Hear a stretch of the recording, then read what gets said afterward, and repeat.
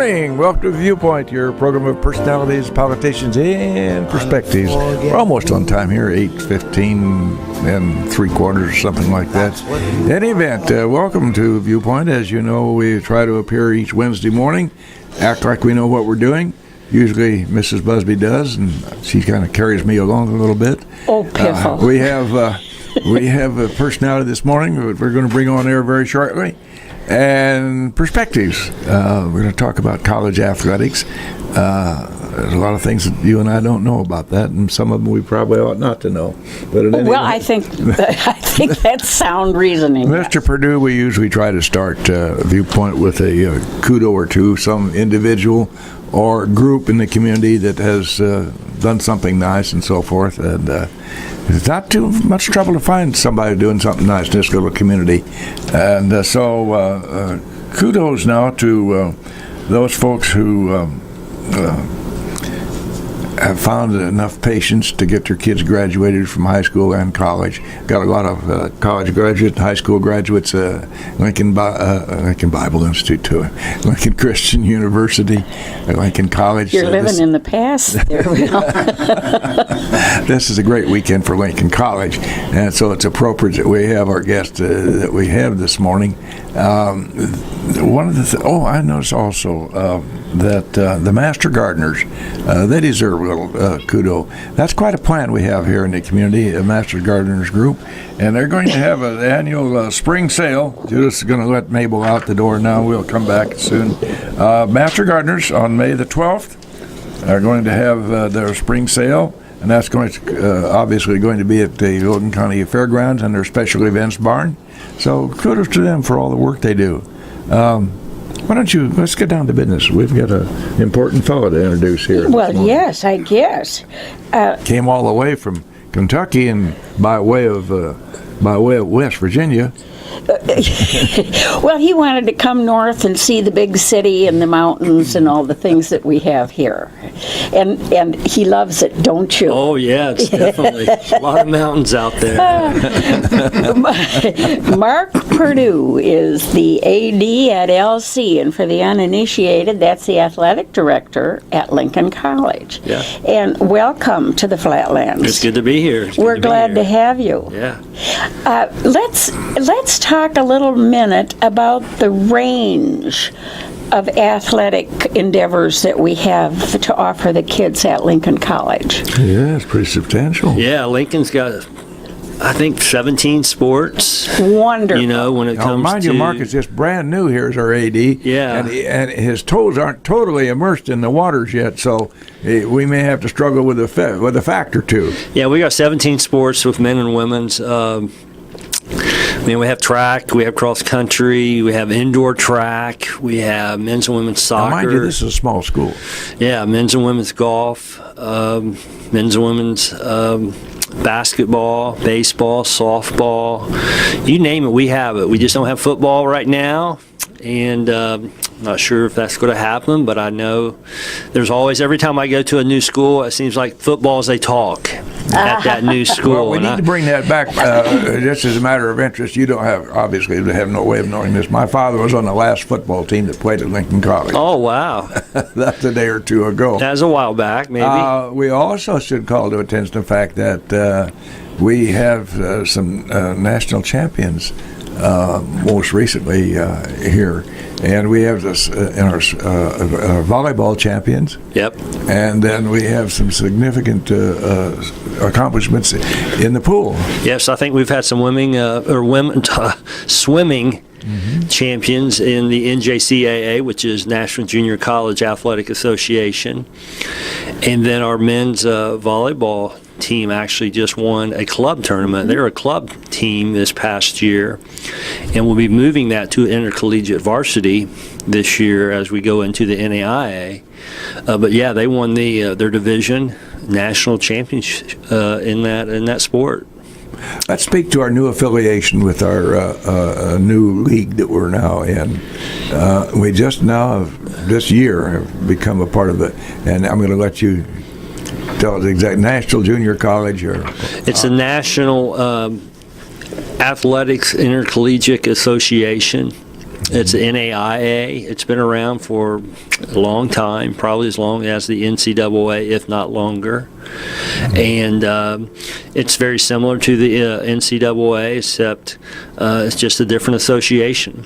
And most of the association members are small liberal arts colleges.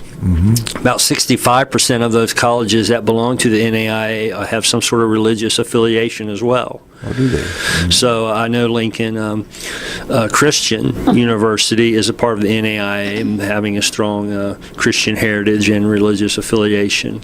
The school I came from, Asbury University, which is down in Kentucky, was a strong religious school as well. So a lot of the schools in the NAIA have strong religious backgrounds, but that doesn't prevent other schools from getting in, other secular schools from getting into those associations too. And it's a great association. It stands a lot for character. It stands a lot for servant leadership. It stands a lot for sportsmanship. So it's not all about winning. We're developing lives, and we're developing young men and women to carry out and be leaders in their community once they graduate from these colleges.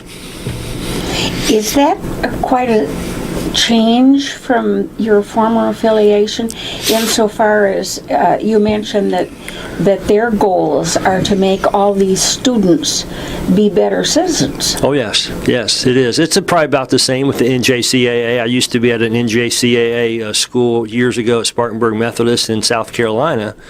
And yeah, we are about developing student athletes to be leaders in our community, to be good husbands and wives and fathers and mothers, and to get good educations to be civic leaders in our communities too. So the NJCAA really stood for that as well.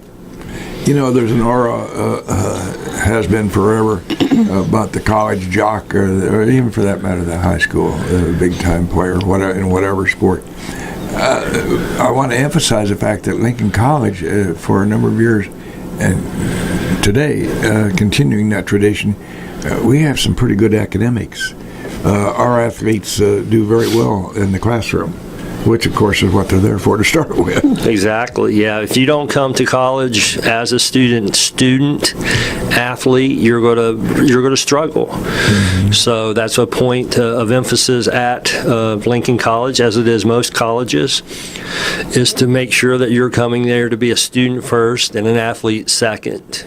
And athletics just gives you an opportunity to develop leadership skills, to be part of team, to be part of a bigger, mission in athletics, to develop, sportsmanship, servant leadership, and things like that. And so I think that's what we really want to strive with here at Lincoln, and to be more important with the community as well. We want to really get out into the community and to support the community with service projects, mission projects, things like that. So we really want the community to love LC, but LC wants to love the community as well. So that's something you'll see a lot more of our teams getting out into the community and doing more service projects and things like that too. You've had a lot of one-on-one with Dave Clem, I can tell you that right now. Yeah. You're continuing the philosophy that Dave had by the way, he's a local boy, if you will. Yeah. Yeah. Big boy, too. Dave was quite he always was a big bone boy. quite a wrestling champion in college in his own days. Tell us about the wrestling program just immediately. We just hired a new coach. Yeah, we have a new coach, Jordan Bakley. He's a Lincoln. He's a Illinois born wrestler, student athlete, and he's from up in the Chicago area. And he's brought his family down, and he's going to lead our wrestling team and keep the prominence it's had over the years, and move it into a 4-year program to where, I think moving into a 4-year program is going to really help athletics grow and stabilize even greater at Lincoln, because you're going to have now juniors and seniors that are going to be on your athletic teams, and juniors and seniors are really those who lead the teams when you think about athletic teams, because they become more mature. They understand what college athletics is about. They understand how to balance academics and athletics. And it takes a little while for those freshmen and those sophomores sometimes to understand that. So it's going to be a good move for us moving to where we have juniors and seniors who can mentor those freshmen and those sophomores and teach them what it means to be a student athlete. Which tells me that as an AD, you have an ongoing interest in how student A or student B and student C are doing in the classroom. Oh yeah, and so you're monitoring that on a regular basis, which inures to the kids' benefit, and it ought to make parents feel pretty doggone good. Oh yeah, we tell our student athletes and our coaches, know if you're not eligible with academics, you can't play. No. And you can't practice. So you have to take this very serious from the start. Most student athletes get it, okay? And they understand that that's what they have to do. Again, some of them don't. And they don't usually stay around too long because they haven't figured out how to balance the academics and the athletics. But I've seen student athletes in all my years of being an AD come in, struggle those first year or so, really have troubles, and all of a sudden something clicks, they get mentored, they understand it, and then you watch them graduate 4 short years later. Mm-hmm. And it's a great feeling for coaches who have athletes like that. We all want athletes that come in and get a 3.5 and a 4.0, and you don't have to worry about them. You don't have to worry about them going to class. You don't have to worry about them, studying, things like that. We all want athletes like that, but that's not the case. But by the time you have at this level of education, by the time you have these young people, they've been involved in athletics for a long time, and you use the word balance. Your whole life is trying to balance all the things. Yes. And I think it's just invaluable for these young people to take part. Not only do they have fun, they play basketball because they like basketball, and that's fine. But boy, it's a great teacher to get the kids involved in these kinds of things, and a great help to their parents because they have a focus. They're not just hanging loose. Yeah, I have a son and daughter who's been in athletics ever since they were 3 and 4 years old. Yeah. And now they're 17 and 19 years old. My daughter still plays volleyball at the high school. That she's going to stay down in Kentucky this senior year for her. She didn't want to leave her high school, so she's going to stay in Kentucky with my wife. So I'll be commuting a lot back and forth between Lexington and Lincoln just to see her play and to get home on the weekends to see the family. But then my son he's in college and plays on the golf team and does different things, and he's played baseball and soccer and all kinds of different things throughout his year, and it's helped him develop to be responsible. Yes. It's helped them to develop to be balanced in their academics and in their athletics, and it promotes leadership, and I see great growth in both of them through athletics. It seems to me that there's always give and take in this world, and the kids who are involved in athletics learn a lot more about the give part than the take part. Oh yeah, you have to learn how to give, and it's not just give to your team. It's give to your school. It's give to your coaches. It's give to your teammates. It's give back to the community. So that's one thing that we want to really strive here, that it's okay to take, but you have to give a lot of time in other areas instead of just your athletic event. And academics is that place you really need to give to for these 4 years too. Mm-hmm. Yeah. That's one of the things I've enjoyed sitting on the sidelines with working as a trustee with Lincoln College, to see former graduates who have done very well successfully in a financial way, see how they got started.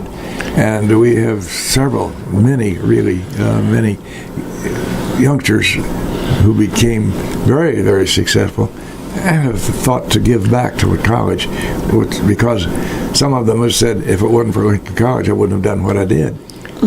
So, Yeah, that's so important to understand what the college did for you in those short 4 years. And it's a short 4 years. And I tell our coaches we have about 1,000 days that we spend and we're able to spend with college athletes and students. So when you think of that, that really puts it in perspective. Yeah. 1,000 days is not a lot of time.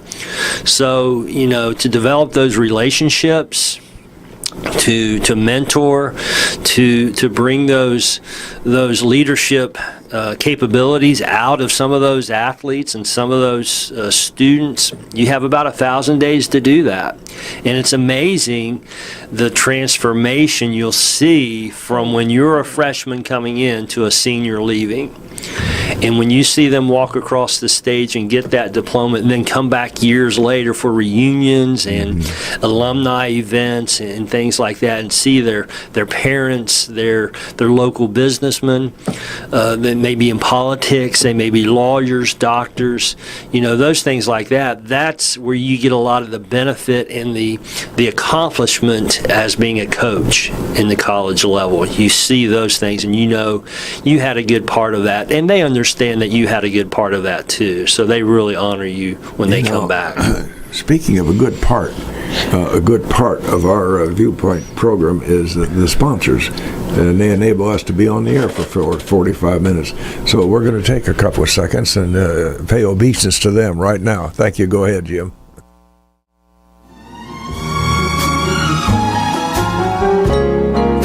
And having thanked our sponsors for this, honoring us this morning, being with us, we're right back in the studio live, WLCN 96.3. We have a great guest this morning, a new fella a new kid in town. Mark Perdue is our new athletic director at Lincoln College. And I want to tell you, he comes with some pretty good credentials. A fellow by the name of Dave Clem, who preceded him, thought he was just going to be just great. And if Dave Clem says so, that's good enough for me. That's good for you. So welcome, Mark. Welcome to the campus, to the community, to your job. You've got a lot of responsibility. Yes. Comes a lot of responsibility when you come into a program with 17 sports. So that's a lot of athletes. That's How over many 300 sports athletes. were there for the students at your former? We had 15 sports there. And so it was still a great responsibility. Anytime you get over 10 sports, it becomes a really big responsibility trying to manage so many different athletes, so many different coaches, things like that. And but I wouldn't know what else not to do. I mean, my JUCO I was at junior college down in Spartanburg, we had 13. So then when I went to Asbury, we had 15. Now we've got 17. So it's going up by 2, aren't I wouldn't know what to do if I only had 5 or 6 sports. When I was a kid on campus at Lincoln College, we had a sport, basketball. Yeah. And Coach C.A. Bailoff, who was also the business manager and professor of mathematics, he had a lot of balls in the air. Yeah. And he was a unique individual. Yeah. Wonderful man. In those days, we played at what we called Links Lair, which is our gymnasium on campus now. Now, of course, the Presidential Museum and Jack Nutt Arena. And we didn't have that fancy foyer out in front. Just 2 doors open up into a shale driveway. Yeah. I've been in that old building. And Coach used to open up the gym on Sundays for those just didn't have much to do. Yeah. He was a great part of Lincoln College. He and Mrs. Bailoff was probably the greatest teacher I ever had. She made history come alive. Yeah. So, what do you see as your biggest challenge here, Mr. Perdue?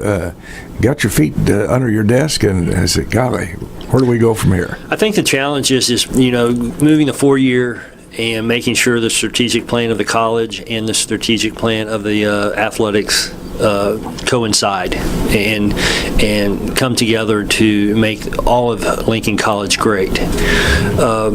Moving from 2-year to 4-year, moving into a different association, that's going to be challenging because it's going to change a little dynamic possibly with our enrollment, our student enrollment, as far as the eligibility requirements are a little more stringent.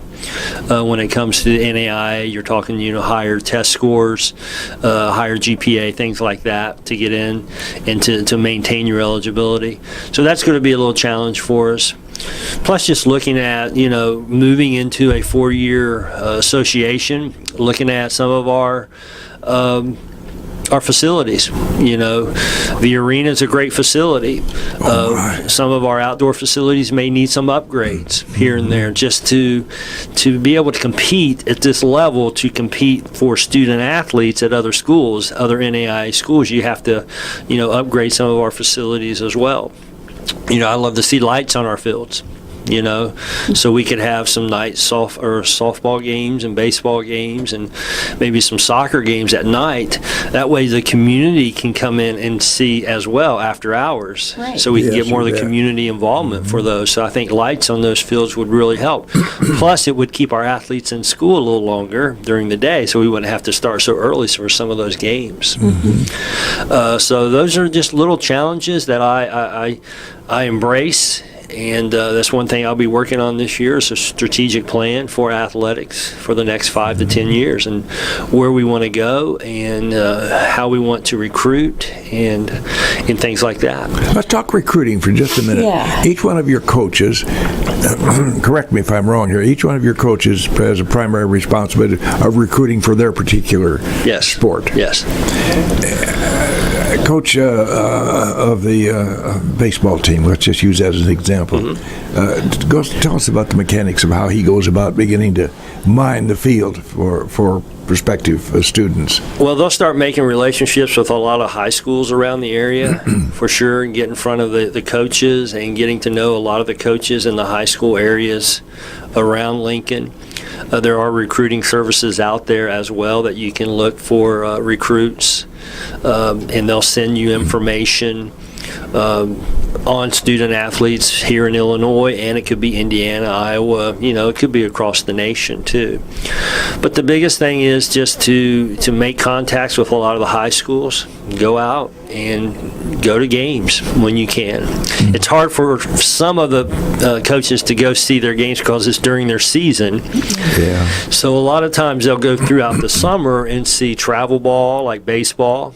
You have travel club teams, and they'll go to these travel club team tournaments in Peoria or up in Chicago or down in St. Louis, and just see kids play, and identify those kids that may be interested in coming to Lincoln, and that you're interested in having them on your team.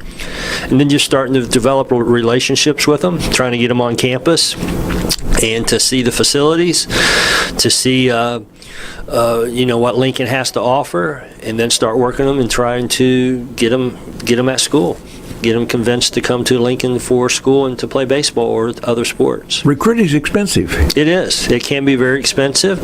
It's very time consuming, especially if you have a baseball team that carries 25 to 30 athletes, and you're moving, probably trying to get anywhere from 5 to 10 new athletes a year. For sure. I think it's going to help being 4-year now. You're not going to have to recruit as much, because once you develop your juniors and senior classes, all you really have to do is replace your seniors that you've lost. Now, being a 2-year school like Lincoln has been, you have to replace those kids almost every year. And so that was probably a lot more recruitment at being a 2-year school than it will be a 4-year school. But now you're fighting other 4-year schools for those same athletes too. So you're trying to get a financial aid package and scholarships as good as you can to have them afford to come to Lincoln and to bring those good athletes to Lincoln College. Let's talk a little bit about the ability to get a scholarship. And how that works for these kids, because I'm sure that's one of the carrots that you hang out in front of them. It is. Scholarshiping student athletes is very, very crucial. And there's only so much money that we have for athletic scholarships, so you have to be very calculated on who you're bringing in. If you can bring in a student athlete that's 3.5, 3.8, 4.0, those athletes, they can probably get more academic money than they'll get athletic money. So that's what I've always told my kids. Hey, make sure you're hitting your books, make sure you're studying. Yeah. So when you get an opportunity to be recruited, coaches will see your GPA's high, you're doing good in school. They can put it together a good package for you with academics and athletics. So some schools can stack, which they give you academic and athletic money. Some schools only give you one or the other at times too. Well, it probably depends in good part about the availability of money. Yeah, it is. And it comes down to availability of money Yeah. and how much you're able to give. I had a dear friend who had two sons. One was quite athletically inclined as far as football was concerned. The other boy was a basketball player. And Jack's two sons had a full ride for both boys in those respective sports. And I said, he was a member of the Catholic faith. I said, Jack, I don't know what a novena is, but you ought to make one twice a day, whatever they are, because two boys, full rides. That's a big deal. Yeah, you don't see full By the way, rides they became too very much. successful. Yeah, at the Division I NCAA level, you'll see a lot more full rides because they're revenue-generating sports. Football, basketball, baseball is becoming revenue-generating. A lot of the women's sports are becoming more revenue-generating, so you're able to give more full rides because of the availability of funds, for sure. Just go ahead, please. To continue with the revenue, do you charge people to come and see a basketball game, a softball game, whatever? I haven't seen. I've only been here about a month, so I really don't know if they charge here at Lincoln. I think maybe they do charge for some of the basketball games and sell season tickets. Yeah, it's so nominal. It's pathetic. Yes. Really. Yeah. We used to charge at my other school about $5 a gate. And it generated, some revenue that would help just some operational budget things during the year. But we'll evaluate that this year. And, by the way, I just mentioned as an aside, the seasons, of course, won't start till next fall again. But local folks they miss a great opportunity by not going out to watch Lincoln College on that hardwood. Yeah. And we have some exciting players out there year in and year out, and it's a lot of fun. So I'm just going to put that little tick under your pillow for Yeah, what else are you going to do in the middle of winter? You might as well get out of the house and go watch a basketball game, watch our men and women play. And, volleyball is a great sport to watch, too. So it is. Yeah, that's a lot of fun. Women's volleyball and men's volleyball. It's so exciting to watch. It's an indoor sport. All of our teams are exciting to watch, for sure. Volleyball was kind of an also ran for so long, but all of a sudden, it's got quite a bit of respect, hasn't it? Oh, yeah. Men's volleyball is a very new sport in intercollegiate athletics, so it's really, really growing. And to come off a championship season like our men's volleyball team and then go into the NAIA and be able to participate and eventually get to a championship, that would be one of our goals here at Lincoln, too, because we're in a pretty good area to recruit volleyball and things like that here in Illinois. I've seen girls play volleyball a number of times. They're pretty doggone decent at that, too. Well, yes, they can give that ball quite a swat. Oh, yeah. And I'll bet the boys really get it going. Yeah, women's volleyball has just erupted over the last couple years. Yeah. I go to these tournaments with my daughter. She's on a club team, and you'll see thousands and thousands of girls at these club tournaments. And so the pool of recruitment is better, too, for volleyball, and men's volleyball, too. But women's volleyball has really exploded over the last couple years. Yes. The sport of lacrosse has always been around.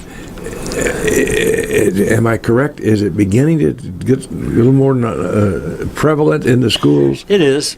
And in our new affiliation, is that sport a part of the sports complex? And it's an up-and-coming sport. They just started I think this is their second year of invitational status for championship for NAIA. A couple more teams, and they'll have it as a championship sport in the NAIA. We started lacrosse at my school in Kentucky. And the key to lacrosse is having facilities, because they play in January, February. And the key of having a good, strong lacrosse program is having a turf field. So that's my plug on that one. Oh, in other words, you're not going to put in the Jack Nut Arena. No, you're not going to be inside. You're not going to be playing inside. You really would need to have a turf field to have a lacrosse, because it's hard to pick that ball up with sure, that lacrosse stick. Yeah, in that deep grass and stuff like that. So anyone who's wanting to add men's and women's lacrosse, I would advise to first start out with facilities and making sure you have a good turf field. I have 10 seconds, Jim, to tell about my granddaughter who's playing in an undefeated lacrosse team in Bloomington. Oh. Yeah. Commissioner, I'll give you I'll pay up when I get done here. The matter of recruiting, it's not just starting this year for next year. You've been watching some certain students over a period, our coaches have been watching over a period of years when these kids look like they're comers and they get a tipper here or there. Yeah, a lot of recruitment does happen in the summertime because that's when a lot of your clubs play for softball, for basketball, AAU basketball, men's and women's tournaments, baseball. So you're starting to see these recruits shoot when they're in 9th grade, 10th grade, 11th grade. So you're starting to identify people, especially in your area, around the Lincoln area. You really want to get out and start getting to know the coaches and know the student athletes early on, so you can start the recruiting process, early in their career. What is your gosh, you hit the floor running, and there's so many balls on the court, and or footballs going through the goalpost. How do you know where to start, Mr. Perdue? Just through years of experience. My goal right now is just to get us transitioned to the NAIA and to make sure that we're all on the same page. It's a very big deal, just to make sure we're on the same page as far as eligibility requirements for incoming athletes, eligibility requirements for existing athletes, making sure that we're not going to miss something and maybe cause a violation or something like that. So that's the first and foremost priority, is to make sure for those things. Why do you say eligibility requirements for incoming and for people who are already here? Would there be a difference? No, they just need to make sure they're in line with the NAIA. Yeah. The incoming athlete has to have a certain ACT, has to have a certain GPA in order to get into the NAIA. And they're they're very average, 2.0, 18 ACT. So they're very achievable academic standards, but you just have to make sure that that's what we're recruiting. Oh, yeah. And making sure they're eligible when they get here. And if not, that you're helping them to get eligible while they're here. And then the athletes that are here, just making sure you're continuing your hours, your current proper hours at a certain GPA, and that you've got the right amount of hours to participate for next year as well. Now, the hours, is that, are there limits on the number of hours that they can spend during the week practicing? Is that a part of the whole thing? There is. Usually we stay around a 20-hour mark. There's nothing really in black and white. I know the NCAA, they are a lot more stringent on hours that can be, play. But, we try to stay around, taking about every 4 days. You take a day off or so like that, or have at least 1 day a week off for sure, and stay around the 20-hour workload for the student athlete on the practice field, because you want to hopefully they'll spend the other 20 or 30 hours of that week in the classroom and studying as well. Right. Well, so you have to keep that balance. Some kids just have a natural affinity for being able to study and make it work. Yeah. Others haven't found too many of them, but there's some out there. Others, few that they may be, they're the lucky ones. Others, let's just take for instance a basketball player in a given high school. pretty hot shot, maybe a little full of himself and so forth. Not uncommon, of course, in any high school. And they get to college. Hopefully it'll be a college like Lincoln College where somebody takes an interest in them, because they're going to find that those hardwood skills don't carry very far from that point on. Yeah, that's why you have to really get that person that's wanting to come in and be successful in the academic arena as well as the athletic arena. That's what Dr. Gerlach is emphasizing. He's bringing Lincoln College at full stride from a 2-year institution into a 4-year school. That's a monumental step, and it's going to be a great thing for the community as this it's beginning to gel very nicely. And pretty soon that gel is going to set real hard in that form, and we're going to be in great shape here. Yeah, it's going to take a couple, years to really get that up and running to where, the vision wants you to be. There's going to be a little paradigm shift, I would say, when it comes to when you change from one type of community to all of a sudden a different type of community. There's going to be a little paradigm shift. So it's going to be maybe a little struggle that first year is trying to get the right athletes in, getting the right student, things like that. But after 2 or 3 years, you're going to see some fruit coming off the trees for sure. Well, it takes time. You don't just come to it at a snail's pace. No, it takes time to get used to it.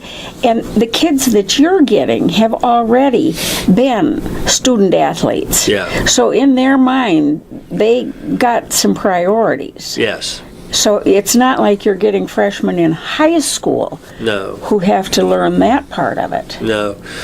There will be a lot of freshmen that will come in, but then we'll get a lot of transfers too. So being a 2-year school, now we can recruit 2-year schools going, wanting to come. Right. So now all of these schools that we've been playing over the years as a 2-year institutions in Champaign and Peoria and, different areas, now we can recruit from those schools and bring those 2-year athletes back to Lincoln to be a 4-year athlete for their junior and senior year. Sure. So that helps too. You bet. Yeah. I thought you started to say something profound, so I'm not. Nor profane. You could just use the word profound, and I'll excuse you. It's all right.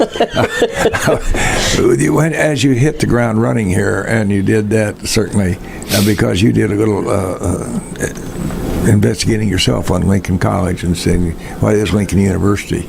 And so you had to do a considerable amount of planning before you hit campus. Yeah. And one of the first things you do is sit down with all of your coaches in the various sports and just sit down and visit.